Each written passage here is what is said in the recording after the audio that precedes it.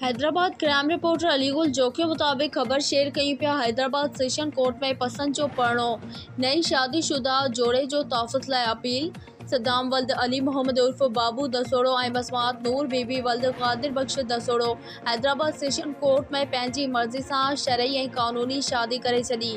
नई शादीशुदा जोड़े मूजिब हिननि पंहिंजी रज़ा ख़ुशी सां परणो कयो आहे, पर खेनि ख़दशो आहे त दुल्हन जे वारिसनि तरफ़ां खेनि नुक़सान पहुचाइण जी कोशिश कई वेंदी। हिननि ॿुधायो त हू पंहिंजी ज़िंदगी जो फ़ैसिलो पाण करण जो हक़ रखनि था, पर संदनि माइट तरफ़ां ॻोल्हा जारी आहे, जंहिं सबबि उन्हनि खे जानी नुक़सान जो डपु आहे।